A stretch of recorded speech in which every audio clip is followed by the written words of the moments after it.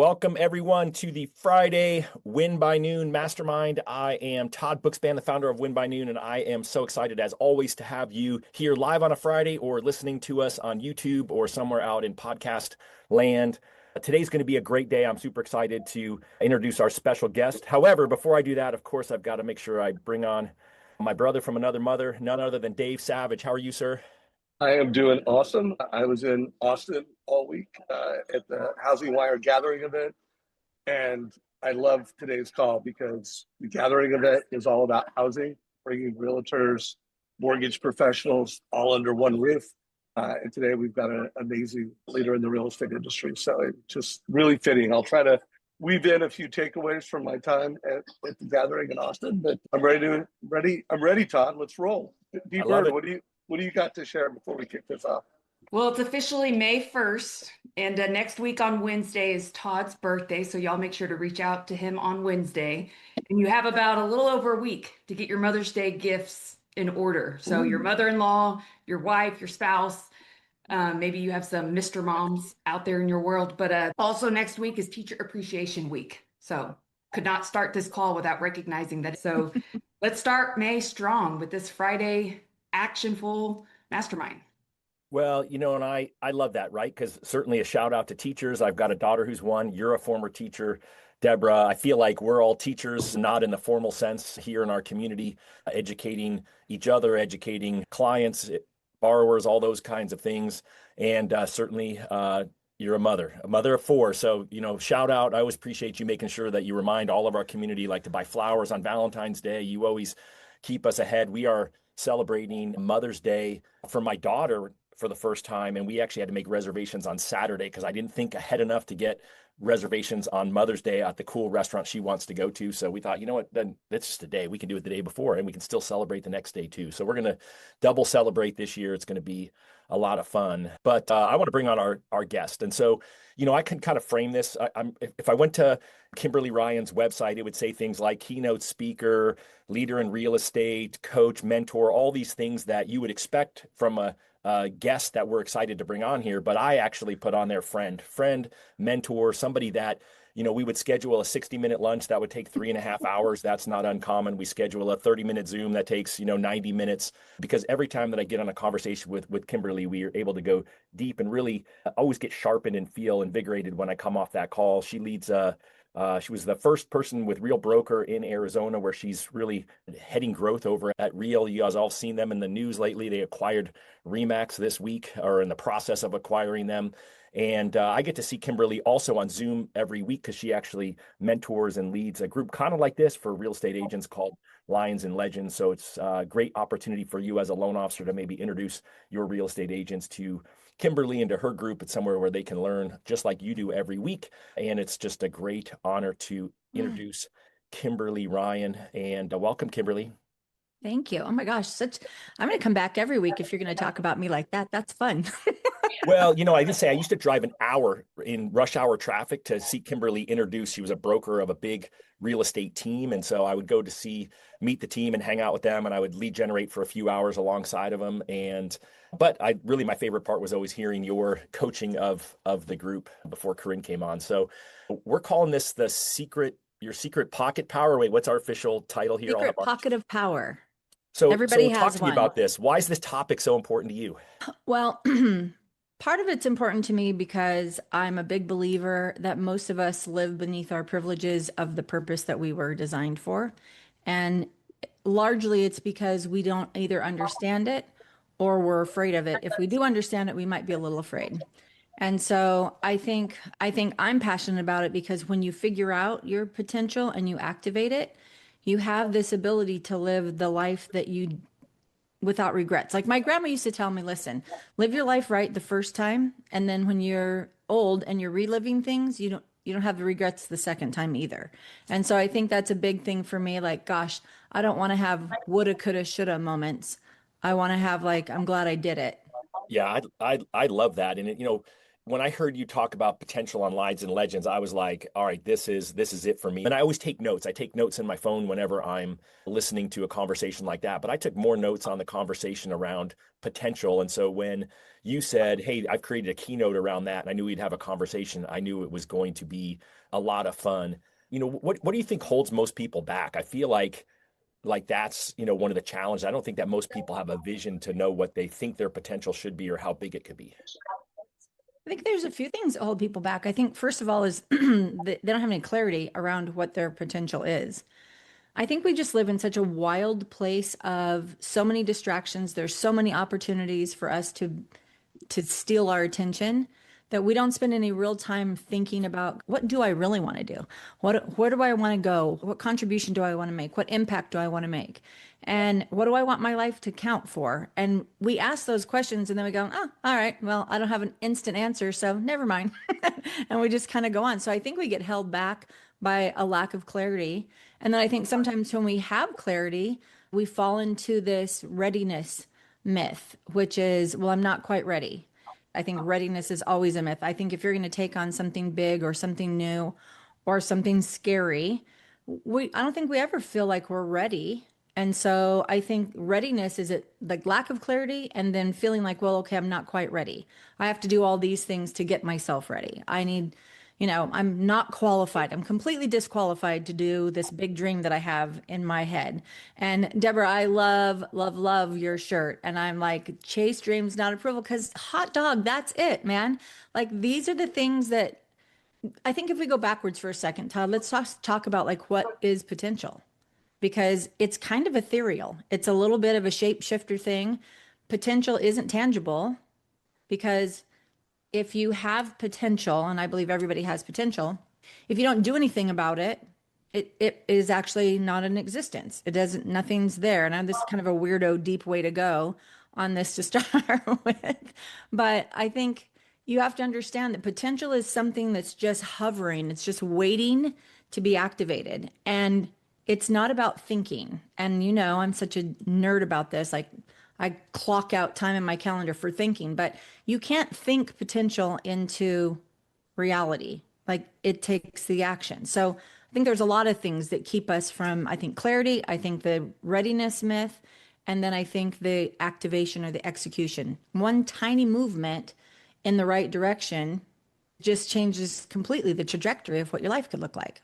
Kimberly, I would love to just hear about what the name Lions and Legends. Why are you passionate about that community? I know when I knew of the community of real estate professionals, and I knew great things about it, but I mean, just the name alone had me. But what is the ethos? What is that all about?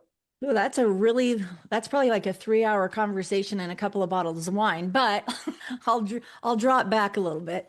For one thing, I went through a really, really hard time in my life, and I never really had a really hard time in my life. Like I've had hard things happen, but there wasn't a span of time that was defined by that thing. And this is a little bit different for me. And I had a series of really cool dreams that included lions in it. And I don't ever remember my dreams. I think I can tell you right now that I remember 6 dreams in my whole life. I have one that's a weird little kid one that recurs every once in a while. I had this series of 4 dreams, and then I had one other dream that I like can visually, like in full color. I can be 5,000 feet up and tell you everything that was happening in the dream, and I can tell you about it, my experience in the dream. So long story short, there were 4 kind of consecutive dreams over a period of about a year and a half that had to do with lions. And one of them, the theme of all of them was there is this power, there's a quiet power of knowing your identity. Like a lion pretty much knows they're king of the jungle, right? Like then nobody's questioning like, gosh, I don't know. Are you powerful? Are you smart? Do you have a strategy? No one asks the lion that because that's just the identity of the lion. And so I wanted to bring that theme into this because it does actually lead back to this potential conversation because potential is so closely related to your identity. So these lions, they know who they are. They rest in the jungle no one's eating them alive, right? That's it for them. So I really wanted that to be a permeating thought for people, is that you are powerful, you are smart, you're strong, you're capable. There's nothing that you can't do. You just have to decide, then you have to take action. And so that became the Lions part of it. And then the legends part of it is, I want you to have a good legacy. I want you, like, when people go, hey, you are a lion, you were somebody who made this contribution and this impact in such a huge way in my life. Gosh, that's legendary to me. So that's really kind of the origin story of Lions and Legends. Yeah, it's beautiful. Thank you for sharing that. I thought as we get to know you and as we kick off this whole topic, hearing the background about that would be kind of inspiring. And I know it was for me. Thank you.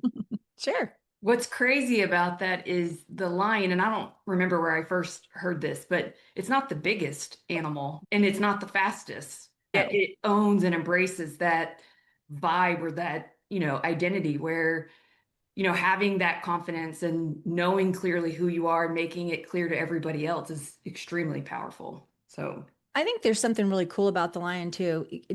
You're right, not the largest, not the fastest, but I really think when you look at all of the animals in the jungle, it's the one that's the most secure in its own identity.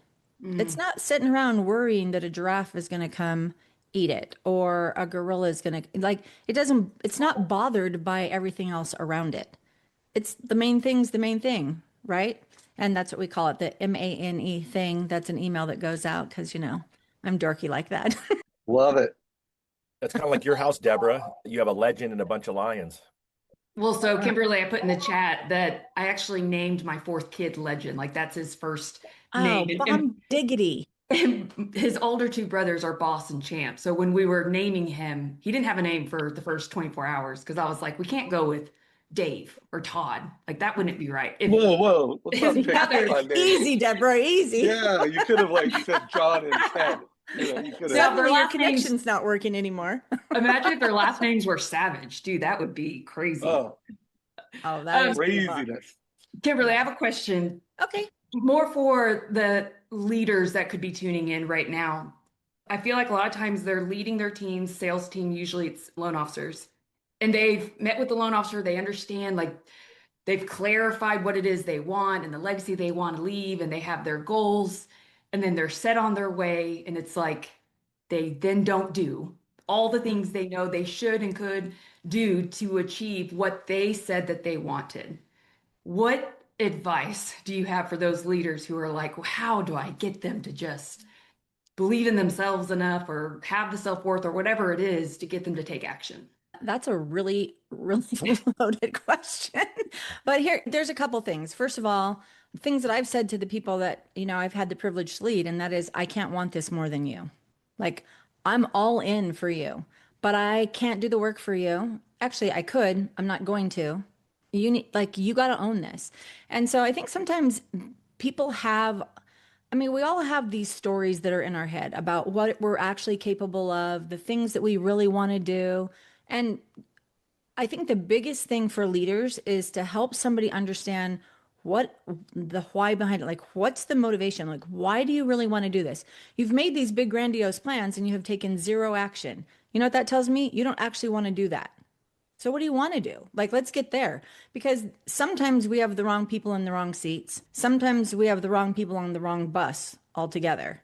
And sometimes we can shuffle that all up and we can make things work out and we can play to people's strengths. But, I think doing an analysis with each one of your people that says, what are your strengths? What are your weaknesses? What do you want to lean into? And what kind of impact do you want to make? Because that's when you're going to get to the core of like what somebody's actual desires are. And that's a big part of actually pulling that potential, that power out of your pocket, is knowing what your desires are and then aligning your strengths with those desires. And then let's figure out what you want to accomplish. Because I think we kind of do this in reverse. And I think in our industries, we are very numbers driven, and I'm not anti numbers, so don't misunderstand this.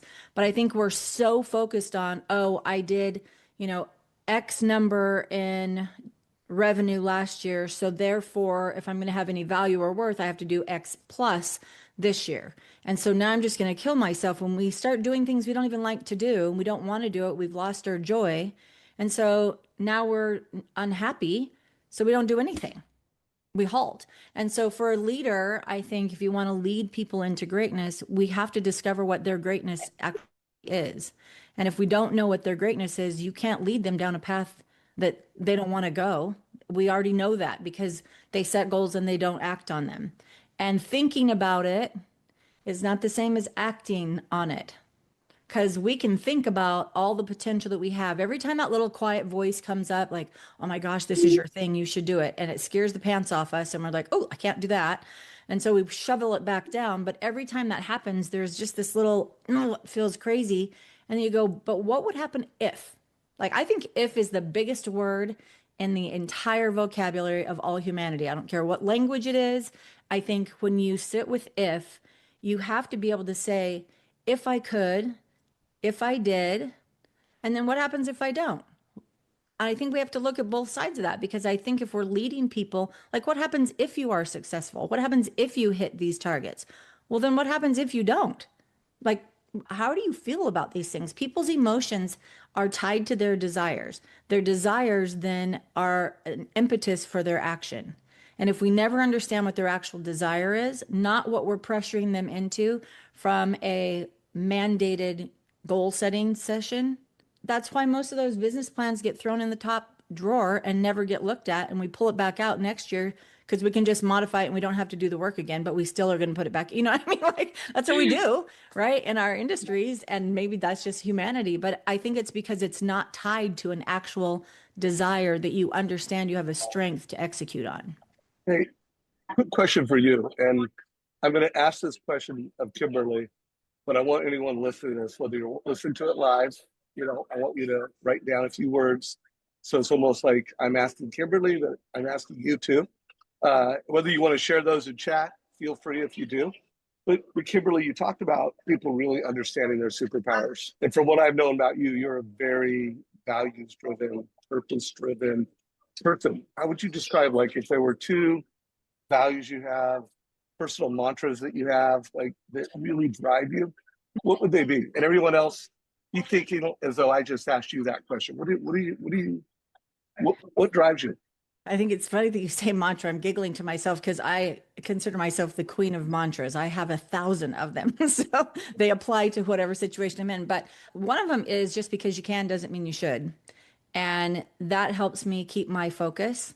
Hey, listen, can I do all that stuff? Yeah, I can. I don't want to, or I shouldn't do that because it's a distraction, right? So I think a calendar is the decimator of distraction. And so for what I do is every single thing I do, quite literally everything I do is in my calendar.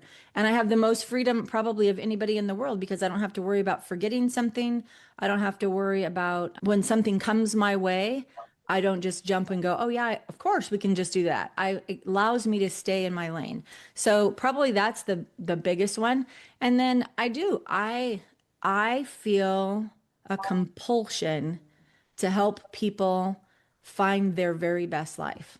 And that sounds, like, with the beauty things where you're like, it's world peace like that. I really want, I want the very, very best for people because I've watched so many people transform from believing the stories that someone else told them or words that people spoke into them or over them that were so wrong. They were so false. They were so far away from who that person really was.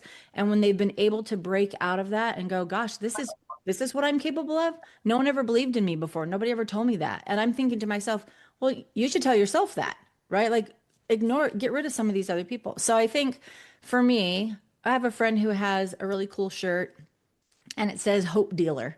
And I'm like, I want to be the hope dealer. I think that's super badass, right? Like super cool. And so, I want people not to suffer. And I think sometimes the majority of human suffering is happening just between our ears. It's in our own heads, a lot of it.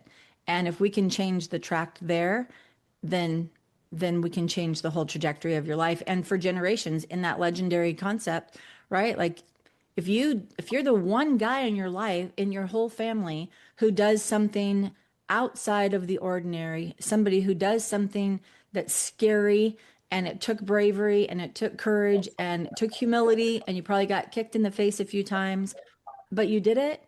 Do you know what that says to generations after them, after you? Is like, oh gosh, Dave did that, Deborah did that, Todd did that. I can do that. Do you know these guys? Like, they're awesome human beings, but we're not infallible.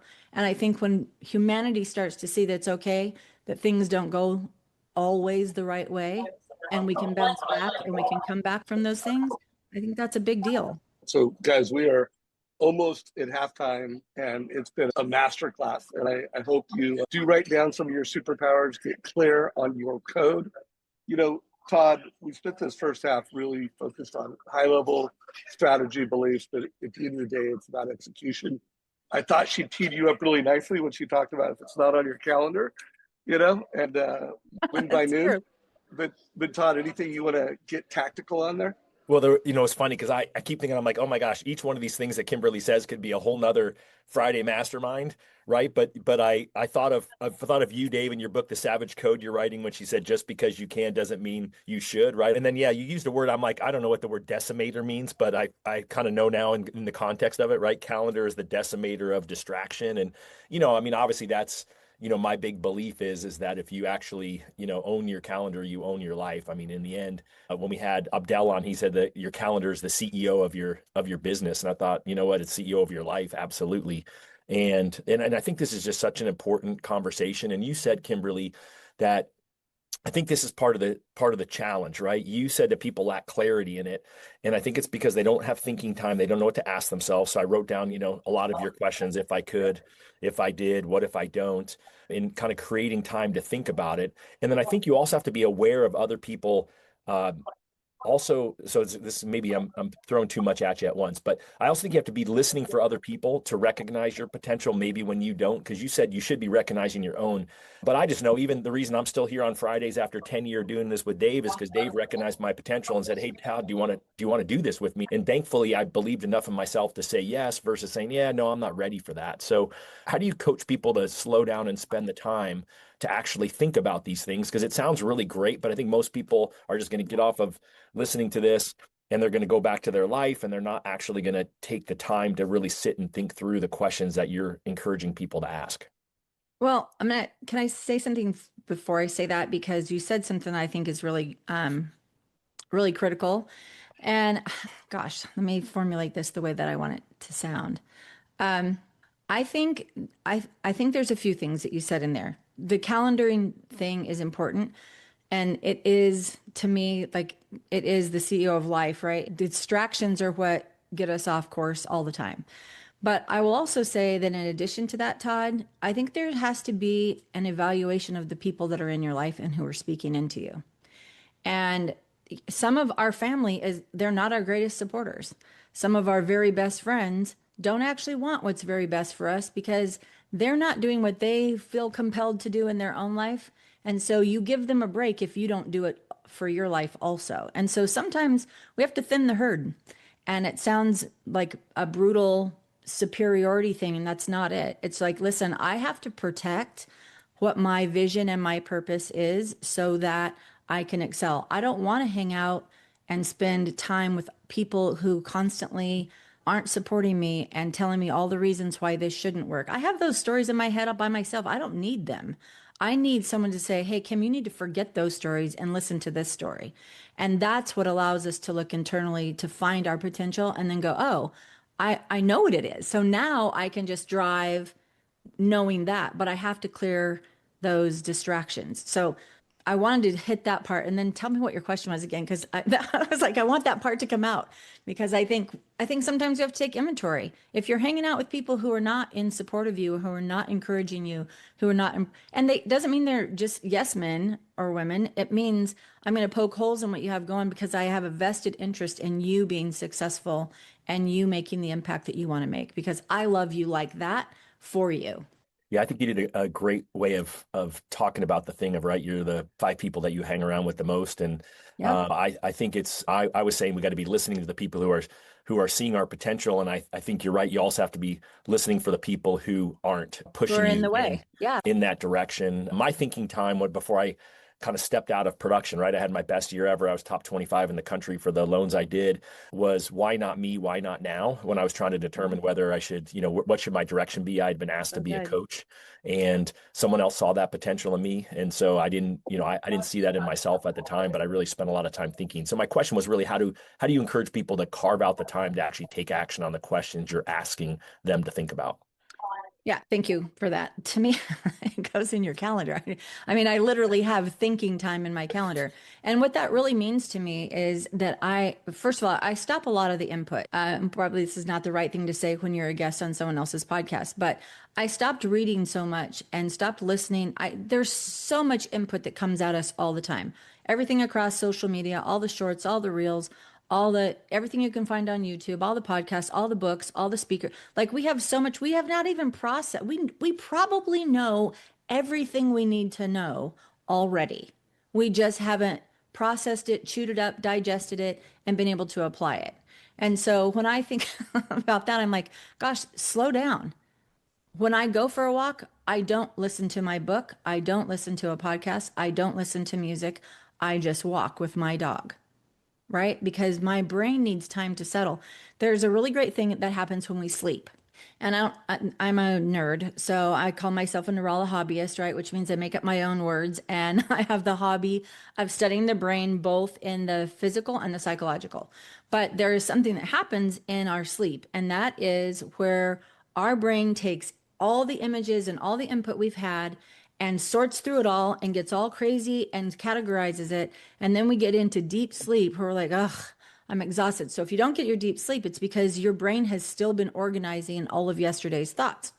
So if we can get really good sleep, you have a better brain that allows you to process and think and filter through information that's necessary for you. So I block out time specifically for thinking, and I had to start setting a timer because I was spending too much time thinking and not enough time doing. So I kind of had the other problem, but I have a good balance now. Like, I have a clocked in time in my calendar. Once a week, I take 1 hour and I shut the door and I turn everything off and I just sit with myself.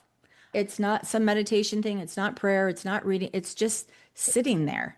And the first couple of minutes, I'm squirrely because there's a lot of things that I'm trying to remember. So I just write them down so I won't forget. And then I can just sit and think, and I can process through conversations that I had where I was like, oh, maybe what they really meant was this. I took it to be this, but maybe it was that. Maybe I should think harder about what I'm going to talk about or whatever. But I think you have to set aside, it has to be important enough to you that you're willing to set aside time to think. And so much wisdom within that. And I think we could spend a lot of time just talking about the importance of meditation and clearing your head. But you said a couple things before you said that just talked about the tactical execution. And I think we're so many people, and I would say, well, a lot of people watching this live or on our YouTube channel are killing it. They're winning and hitting their goals. But the majority of people are not hitting their goals. They're either struggling or they're not hitting their goals. And there's tactical issues. So Todd, I'm going to have you hit this first because I know you're getting ready to launch your, I think it's 12-week program where you literally just every week you walk people through things that will just get them to the next level. If they're new and they want to get to the next level, it's great. But if they've been doing this for 20 years and they just need to make a shift, would you mind telling people about that? And then let's have Kimberly share her thoughts around the same thing. Sure. No, I appreciate it, Dave. Yeah, I'm super excited. I said it all along. It's thanks to Deborah, who's been kicking me in the ass to roll it back out. It's my 90-day group coaching program. I call it the Win by Noon operating system because ultimately I think most people have a pretty good system, but they just need to install a new operating system or update their existing one. And it's designed for anyone who's struggling to consistently close 5 loans a month. And so the current sign-up group looks like about half new loan originators less than 12 months. It's the least expensive program for someone like that to be able to jump in on. And then it's about the other part split between people who are in the business for more than 5 years, struggling to consistently close 5 loans a month. And I got a couple people in the group who are over 5 loans a month, really just looking to get about 4 more people in before we start in about a week.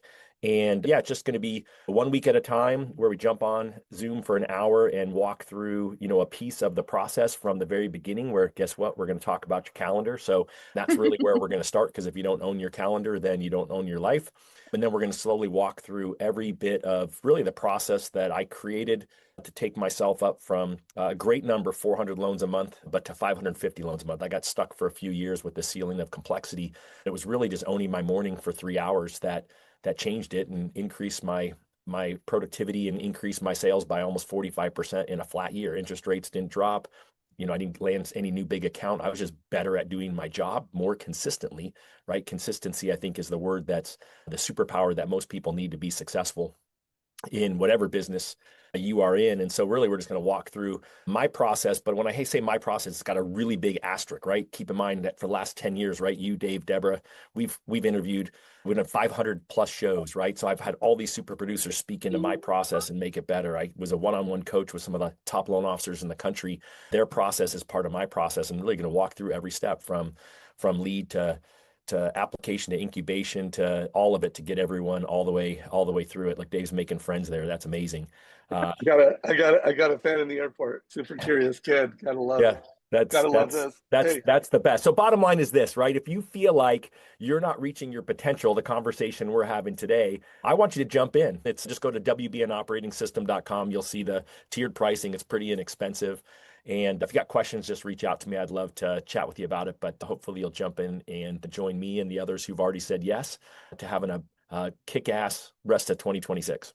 Good. and guys, I want to say something that I think is important. The reason I am so excited about what Todd's doing, and the why is it's not a tough market, but there are people that are really winning and there are people that are really not winning and not taking advantage of the marketing opportunities.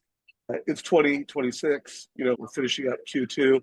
So I think anyone listening to this, if you've been on the fence of getting into this program, like it is go time. Like AI is improving workflows. AI is saving time. AI is improving customer experiences. So to have a program like Todd's putting them together, that's like, hey, week 1, we're doing this. Week 2, we're doing this. And it's all designed around getting that next level. I just think there's problems to be solved and they are solvable for everybody. So anyways, Todd, super pumped about what you're doing. Deborah, you have been a little quiet this little quarter of the game. Anything you want to say or ask anybody? I'm just absorbing all of this because my mind goes 100 million different places, because this is also something that I eat, breathe, and sleep, Kimberly. Love And it. the thing that you said about distractions, like even with AI, like I've been studying AI. I talk about it a lot with Todd on our podcast. And when I'm scrolling, there's like all these new AI tools that keep coming out. And it's like, as soon as I get a system or a process, it's like, oh, but now this feature came out. So now this will be quicker, better, faster, cheaper. And it's like trying to stay ahead and just stick to the main thing can be very challenging when you have all these different new ideas that could improve what you're already doing.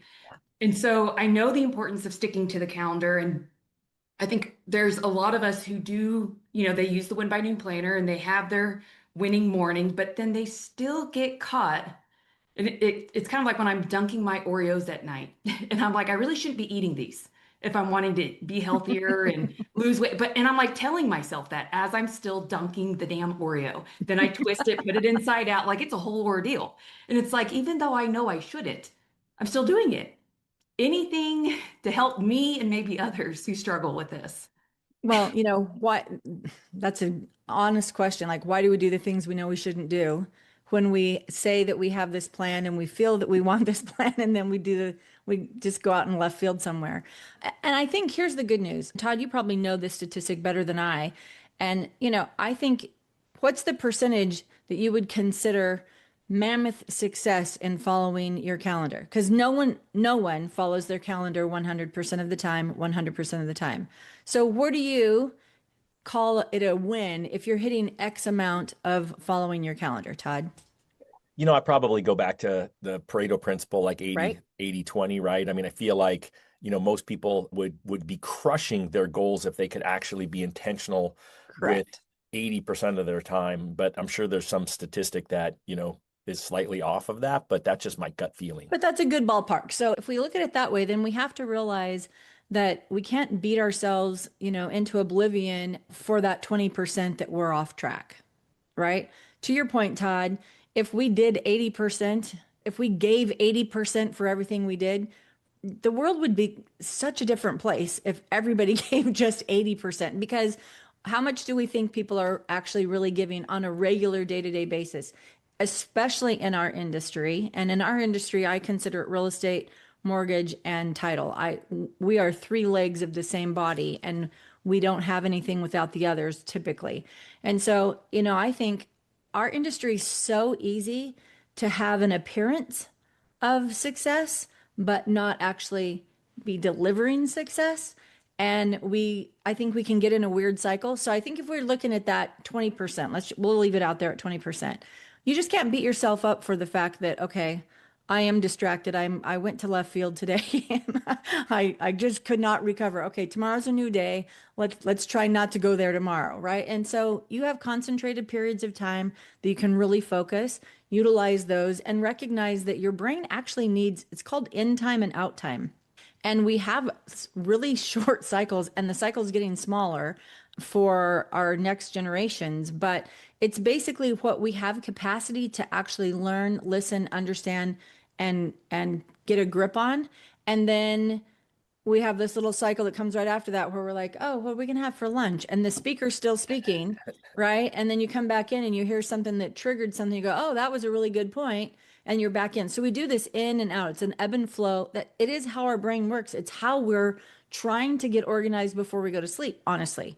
All day our brain's doing this, that we're not thinking about it, but it's doing it for us. And so we have in and out time. And so I think if you understand that, you can cut yourself some slack for when you do go rogue, and that 20% is like feeling like, gosh, I should have done so much more. But I will bet you if you're delivering 80%, you probably won't feel guilty for 20. So the better answer to your question is, how do we maximize the 80%? Because we know we're going to have the 20%. It's a fact. It's human nature. And I think the other part too, I realized as I said it, is I don't think it's 80% of your whole day, right? Like I'm not on for 80% of my whole day. I mean, I already said it. I blocked 3 hours of my day, and I owned that 3 hours. And if I could be on for 80% of that 3 hours, because you're right, in the middle of it, I'm thinking that exact same thing. What's for lunch and these other things. But then I just reacted the rest of the day. I've been really committed to talking to 10 real estate agents a day for the last year plus. And I've upped that to 20 conversations, quality conversations a day. But I typically, start pinging people in the morning to set that up. But I mean, I'm knocking those out before midday almost every day because I'm super intentional around it. But I tee it up, I set it up, and then I go off and get distracted for that 20%. And then I come back and I knock it out. And, I think that's where people also beat themselves up. You're right. Once you realize I got to the end of the day and I didn't quite crush it, reminds me kind of Darren Hardy and his stopwatch story, where he was doing a stopwatch of how much time he was selling, and it was like 8 minutes or something silly like that. And then he realized if he just got better, and so I love the conversation. Deborah, you must have some follow-up question. I just knew you were going to nerd out talking to Kimberly. Well, no, I'm laughing because I'm like, so what I'm hearing you say is I can give myself permission to eat Oreos at night at least twice a week, and I'm good. I'm just going to celebrate the 5 days that I didn't is what I need to do. But I want to circle back to, because Michael put in the comments, it's the constant, like I have a core belief that everything can always be improved. You never have everything figured out. Nothing's ever like fully mastered. I'm usually wrong at some part of the journey. And, if you adopt this mentality of what can be improved, but then with that becomes this cycle of implementing new things when maybe you haven't fully executed the main thing. And going back to like that AI part, it's like, how do you filter to know of the activities you set out to do? Are these the right activities I should be doing? And when should I shut the door on adding anything else in a world that's changing so quickly right now? Like it's changing by the second. I mean, I don't even think that's an exaggeration. I feel like I'm in your camp. Like every time I click on something and I learn something, I go, oh, and then I have a conversation. They go, oh, well, don't you use this one? I'm like, no, man, I don't use that one. I just started to learn this one. Like, I'm like, oh, well, don't, I used to use that one, use it. And it's like, oh my gosh. So it's helter skelter a little bit. It's not good for us. And so I have, in my Queen of Mantras moment, am I content with the content? Am I yielding by doing something? Am I yielding better than what I was doing by not doing something? So am I content with the content? And if that's true, then just stay the main course, because that AI tool that you're using and getting accustomed to is also on the back end changing by the nanosecond also. So it's going to catch up to probably what some of these other products are doing. And if we're just constantly so scattered, we don't have any focus, we don't have any accomplishment, because we just start to master something and then it goes, oh, well, you should use this one. And I'm so guilty that I just kind of go, forget it. I need to be content with the content. And there's this horrible saying that people used to say to me, and I used to be so mad about it. And I realized it was my immaturity and my lack of total awareness that made me so mad at them. But this progress over perfection. And I'm like, no, I deal in excellence. I don't want just like throw out your minimally viable product. And you're like, okay, MVP in my world means that you're like the biggest, baddest ever athlete. That's how you get to be the MVP, not minimally viable product. What idiot came up with that, right? Like, I just think that's ridiculous. Progress over perfection. I'm going to put out my progress. My first thing I'm going to roll out is going to be excellent. It might not be perfect, and it certainly has room for improvement, but I'm not just going to throw junk out there. So I'm just saying, like, listen, you have to stop the noise at some point or we can't get anything done. So I do think that these AI tools that we're finding and are working for us, I would double down on some of those, because in the background, I believe that they're working to be better also. So maybe we don't have to have that kind of brain damage to walk through some of that stuff. And then, an MVP, you can put out a minimally viable product, but if you start with excellence, your minimal thing is going to be way better than someone else's, like, throw it at the wall and see if it sticks, just because that's the integrity of who you are and how you deliver and how you show up. Doesn't mean that you can't have massive improvement down the road on the same thing, but sometimes good enough is actually good enough. And I think we just have to accept some of that. And I hate saying that, but it's true. I do want to put my footnote on that, because minimally viable product is a thing. And I think where Kimberly's going with that is too many people use that as a crutch to put out a lack of quality. And when you look at the most successful realtors, the most successful mortgage professionals that are doing it in sustainable ways, there's a different level of customer quality.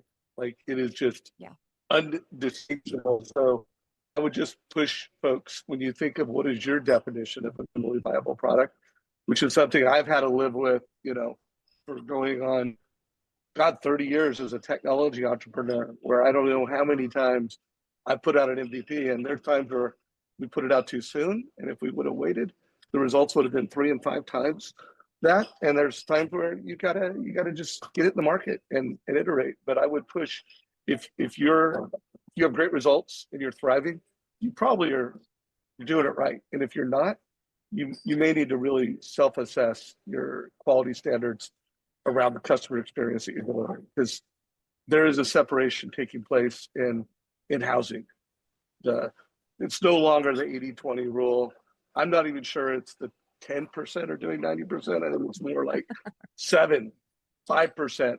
The gap between good and great has radically widened, and average is just not acceptable anymore. Well, Todd, I know we're in the fourth. Oh, did you want to say something, Kimberly? Yeah, I want to just add to that, because what helped me get through it, this progress over perfection and the MVP thing, is if I don't take action with those two things, I haven't done anything. And so a lot of times it's really the excuse not to execute. Oh, not great. I'm not ready for it. Back to readiness is a myth, right? I think sometimes we're like, oh, it's not ready. I don't want to put it out there because it doesn't look perfect. It doesn't have all this stuff. So the result of that is nothing. We're doing nothing. And so that's what was the bridge for me that closed the gap for me to accept progress over perfection and MVP. Like, hey, do something. And you can just make it better. It doesn't mean it's the end product. And you know what? I don't know of any product that's started out and is still in existence that's ever been the end product. Use the Apple iPhone for just fun. I don't even know what version. I think 17 now, and there's like 58 things in between each version. It's crazy. So it's still out there. Everyone's still using it, and they're still improving it, and we're going to buy the next one, right? So, I mean, I think that was very crippling for a long time, and now I'm free from that because now it's like, oh, just execute. Put something out, not just willy-nilly, be purposeful and thoughtful about it, but put something out in excellence. But then it's not the end. You can keep going back and making it better. Well, you made me think of one more thing. I got an email this morning from Jeremy Forcier, and sometimes I get these emails and I can tell he looped me in, he sent it to his team. So think of him as producing manager, probably to his coaching clients. And it was this little 30-second video. My guess is he'll have it on social media soon, but it was all about doing unrequired things, those unrequired. And it's like, the more unrequired things you do, the better. Little quote I said to Jeremy, we were like going back and forth, is the most successful people do the most unrequired things consistently and more often than 95% of humans. So just think about That's that. so good. You want to win in life? Do more unrequired things more consistently, more often than 95% of people in whatever industry you're in. There's the master code to winning, guys. So good. So, Kimberly, are there clear signals that could help someone identify whether they're living in that alignment and reaching their potential? And then also, what are the signals that you aren't living? Well, if you don't like your life, you're not doing the things you should be doing. Like, I mean, I don't think it's more complicated than that. If you are loving what's happening in your life, and I'm not meaning every aspect, right? Like, I don't live in just some little airy fairy world and everything's perfect and nothing goes wrong. That's not true. There's probably way more things that go wrong than go right, but how you address them, how you deal with them, and how you can move past them and not be so emotionally attached to every single thing that's happening in your life. Some things just happen. You're not a victim. You don't have to conquer it and have, years and hours and months, days and whatever in therapy to get over this one little bump. Just go, yeah, okay, next, right? You have to get to that place in your head. So I think if you are constantly miserable, you don't like what you're doing, you don't like the people you're doing it with, you are finding it harder and harder to find any satisfaction in the contributions you're making, you probably need to step back and go, okay, what is it? Like, do some introspection to say, what is it that I actually really want to do? And for us who have monetary goals, like, can I monetize that? And if so, start like just exploring, have a conversation with your AI buddy and, your chat buddy and see, like, ask it to ask you a bunch of questions about your life and getting to the point. If you don't have a friend to do that or whatever, or you just want that time quietly to yourself. But I think most of us know if we are desperately unhappy in our work or in some of our relationships or whatever, I think there's the only person who can do anything about it is you or is me, right? And so I think those are indicators. I don't think it means you flip a switch, though. I think there's a process for walking it out and asking intelligent questions. Is this a phase? Am I just tired right now? Am I hungry? Like, these are legitimate brain neuro things. We do our best thinking when we're fed and happy and warm and in a happy place. Our brain works better.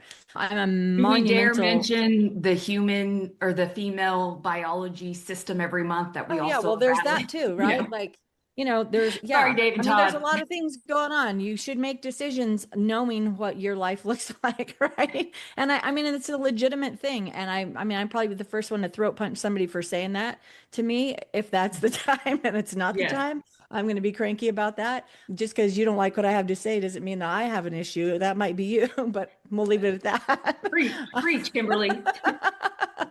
I do think there's a lot to be said for like the right frame of mind. I'm a big fan of Survivor. And so as you watch Survivor and as the days or the episodes go, you start to actually see, like if you're a nerd like me, you see the diminishment of what's happening neurologically. These guys are making stupid, like no one ever should tell anyone they have an idol. And then they all tell and it all blows up and they're all so surprised. I'm like, oh my gosh, how can you be surprised? It's 50 seasons and we've learned the same thing and humanity does it. So my point in all of that is that if your brain isn't properly fed, if you don't have the right kind of sleep and mind frame, these are not the times to make big decisions in your life. Be smart about that. Ask yourself the questions and then sleep on it, because your brain does all this work while you're asleep.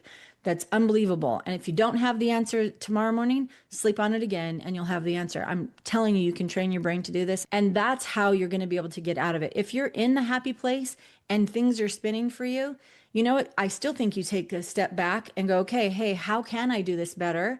And what things can I eliminate so that I can fast track the things? I can have acceleration in places where things are going really, really well. Because sometimes I still think we're anchored, even when things are going really well for us, we still have some of these anchors that hold us down. And I think sometimes if we let that go, that just gives us this freedom to like just put the pedal down and hit it. I love it. I love it. All right. So here we're 7 minutes from the end. I feel like we could have another, 3 hours. Like I said, this is what happens when I sit down for lunch with Kimberly. We just go. And so, kind of two things I want to make sure that I put, and you don't have to do both, or don't answer both, but is there anything else about potential you want to make sure that you add? And then what's the action plan that we want to give people as they leave here to really make sure that they take what they've spent the last almost hour listening to and make a difference in their lives? Thank you. Because I think this is probably the part that I get all weirded out and probably get teary. So I'm going to try to like keep it together. But I think if you don't think that you are living out your potential right now, I just want to encourage you just to take a break. And I mean, literally a break from everything, every kind of input, and just sit with yourself and get to know yourself. These are the things I tell people all the time. Gosh, if you could see you the way I see you, you'd be so freaking impressed. Like, it's unbelievable that, I can see untapped potential in people. And here's the saddest news of all. There are some people who are going to go to their deathbed and never have tapped into their potential because they got inhibited by it somehow. And if we weren't supposed to do something with it, why does it keep reoccurring? Why do we keep hearing it? Oh, I should have done that. I should do that. I should think about that. Through the course of our life, it is that potential that's like shouting from the pocket, hey, I still have something more to give. And so I don't want you to go to your grave with regrets going, I woulda, coulda, shoulda. I think instead to activate. So, Todd, you said like, what's the game plan? What are the action items? And you know what? I think the best action item you could do is just take one brave action. Do one brave thing that makes you uncomfortable, gives you chills, makes your tummy all weird, and you go, oh, I don't know if I can do this. Do it. Do the one thing, just one little teeny action. In the next 24 hours, if you take one small action, take your courage and your bravery and go for it, because that will tell you something that your brain wants to tell you anyway, and that's that you can. And you actually can. There's nothing that blocks you, and there is no one who can get in your way when you really understand it. So get to know yourself and understand that the lies and the stories that people have told you that you've built your whole belief system on, they might not actually be true. So I would say examine those and then just take one little tiny brave action. I love it. I love it. All right. Well, let's give our final thoughts. Dave, then Deborah. I can think of nothing better than one brave action, and make some time to just clear your mind, work hard to forgive yourself, or not just forgive yourself, but a lot of people have given up on themselves in certain ways, where just not me. So cut some time out, schedule a jam session, get your head clear, find out where you need to forgive yourself. One brave action. Here's my closing thoughts. Mine will be to make sure that you also recognize and reward your efforts on the gain and not always looking at the gap. And that's something that I've had to work really hard at personally, because I can be very critical on myself and things can always be better, right? And I forget to pause and be like, well, wait a minute, look at what you've already accomplished and where you started. So just the gap and the gain, spend some time with yourself when you're reflecting to also celebrate your small wins along the way. I love it. All right, Kimberly, what else do you want to add before I close us out? I don't know. You're strong, you're smart, you're capable. There's nothing that can get in your way. Like, you've been designed and made for greatness. And I don't think that has qualifiers. And I don't think it's limited to a few select people. I think every single human being has something that is unique and individual to them that is meant to be shared with the world. And we sometimes sit in fear. So I say shake the fear. I love it. I love it. And where's the best place for people to follow you and learn more about you if someone wants to continue the conversation? Oh, I'm not very hard to find. The website is thekimberlyryan.com. And you can find me at kimberlyryan.joinreal on Instagram. Starting to get myself together on LinkedIn, so don't go there yet. It's just barely there. But you can find me on Facebook. Would love to connect anyway.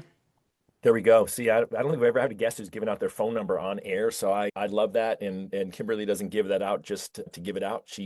That's an invitation for anyone who feels that they want to connect. And first off, I just want to say thank you. I'm grateful for you sharing with our community. I feel that this won't be the last time for sure. I think that there's so many places we just scratched the surface, but I think this is such an important conversation right now. I think that there are so many people who are feeling this, that they're not quite getting to where they want to be with their potential. And, I've always said with Win by Noon, for me, I want to help people reach their potential, whatever they believe it to be, because I don't think every loan officer wants to be a $100 million producer. They might just want to be a consistent $20 million producer. And so I love it. And I wrote more notes than usual. And I love that part. You actually can. I know in this group you're here. And I know that Kimberly's words that she just said about you being powerful and all those things are so true. And I can't wait to have you back in the future. I'm super grateful for you. Thank you for all of you who are listening, wherever you're listening to this. If you could absolutely give it a subscribe, a like, a share. I know you know someone who needs to hear this message too. So let's make sure that they get it as well. Dave, I see your finger up. Yeah, I just really want to push the audience that is watching this as we've made the transition from the Mortgage Coach Mastermind to the Win by Noon Mastermind. We need your help. So please, subscribe to the Win by YouTube channel, share it with your friends, and the link to share this. Like, guys, this is a time where we need you to let's build this to the most powerful Friday mastermind of like-minded mortgage professionals that are purpose-driven, that are winning right now in this market, and realtors. Share it with your realtors. So anyways, just want to put an extra push around that. And make sure you check out Todd's program. Once he starts it, it's locked down. It's not something that just has this evergreen availability. Like, you sign up, you get on the program, or, you wait till next time he does it, which he's averaging once a year. All right. That's all I had to say. Thank Awesome. you guys so much. Thanks, Dave. Thanks, Kimberly. Deborah. Thanks, y'all. We'll see you next week, Kimberly. same place, same time, or out in the podcast world.